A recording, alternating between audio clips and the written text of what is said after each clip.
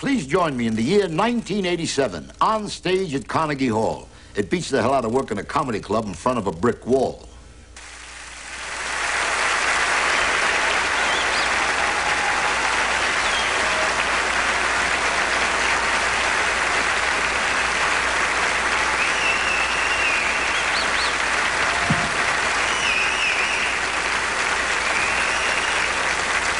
Thank you very much. And good evening.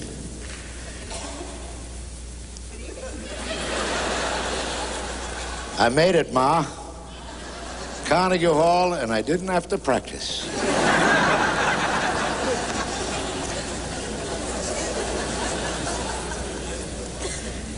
This is about as beautiful an auditorium or concert hall anywhere in the world. And look what they've done to it, how they've improved it.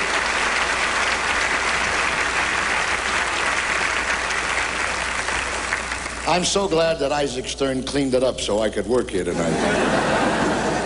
Got a place with schmutz, dirt, filth, but now look at this. I go back a very long time in these hallowed halls. As a young boy, can you imagine the memories, the ghosts? Tchaikovsky and Mussorgsky and Pedagovsky, Paderewski, Stravinsky, Stokowski, Toscanini, Kusevitsky. If these walls could talk, they would have a very heavy accent.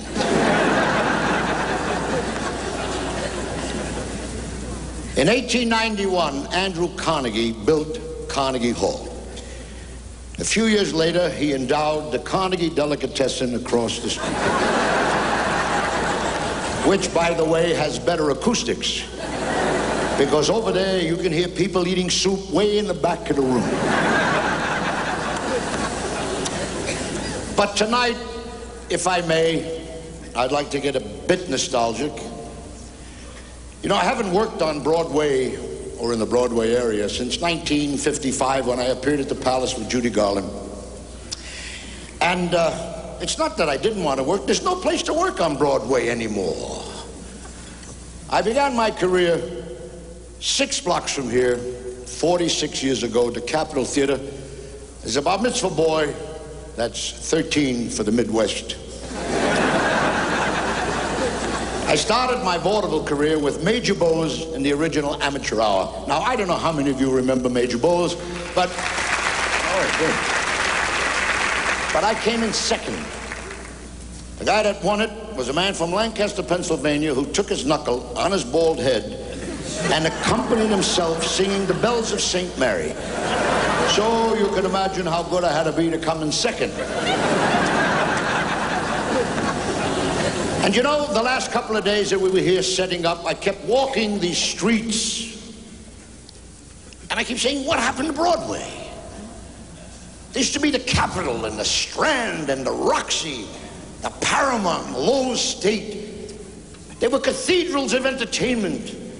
Cecil B. DeMille's movies and big-name bands. Now you got Arnold Schwarzenegger. And the bands are on the sidewalk, 4 winos banging on oil drums. There were movie palaces. They had individuality. They had personalities. They had names. Radio City Music Hall sings. Now you got twins and quads with Cineplex, Multiplex, Sexplex, Octopussy, pizzas, porno, and pimps. Why, it's your Broadway, and it's my Broadway, the heart of the city, the rumble of the city. Come what may, on that great white way. That son of a bitch never showed up.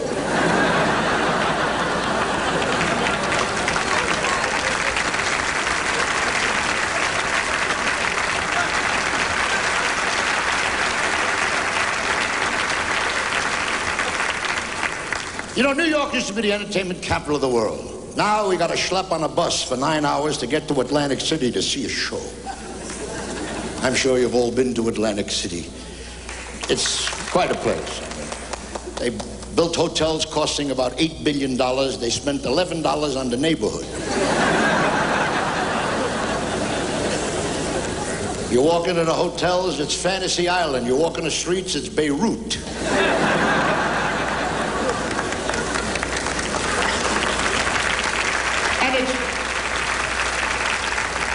It's glitz. It's glitz. It's really glitz. You get a room with a round bed with mirrors above the bed. Now, well, I'm not a square. I've been to the mountain a couple of times, you know. Will somebody please tell me what the hell does a mirror above the bed do for you? Does it turn you on? It does? Well, that's what I'm looking for. You like it? I don't want to see what I'm doing. I like to remember the way it was. In my mind, I'm Robert Redford. I look up, there's a fat old Jew laying there. I want to kill myself.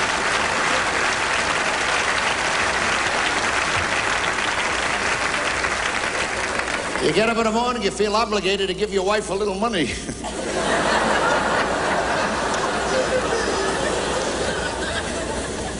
As you know, I've been doing this a long time. I've seen so many changes since I was a kid. Changes physically, philosophically, politically. When I was a kid, Franklin Delano Roosevelt was the President of the United States.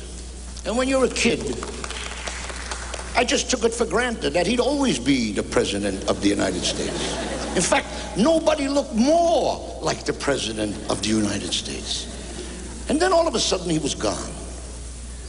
But the country went on. There was continuity. First there was a feisty haberdasher. And then there was a great war hero. And then a young Irishman promised us Camelot. Followed by a cowboy, a putz, and a yachts.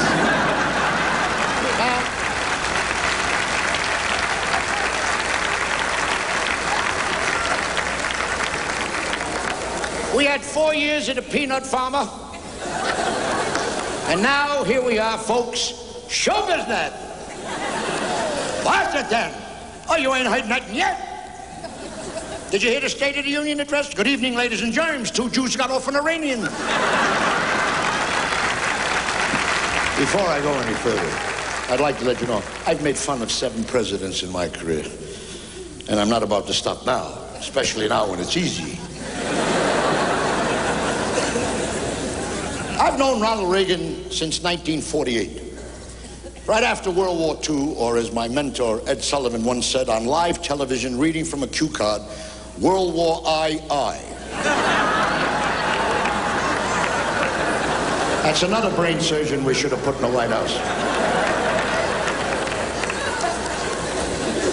In 1948, I was signed as a young actor at Warner Brothers.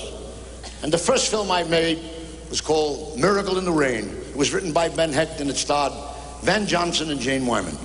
And in 1948, Jane Wyman was married to Ronald Reagan. And he was old then.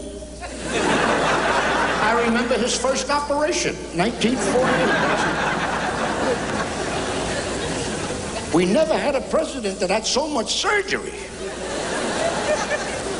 They're building a wing at the Smithsonian just for the things they removed from him.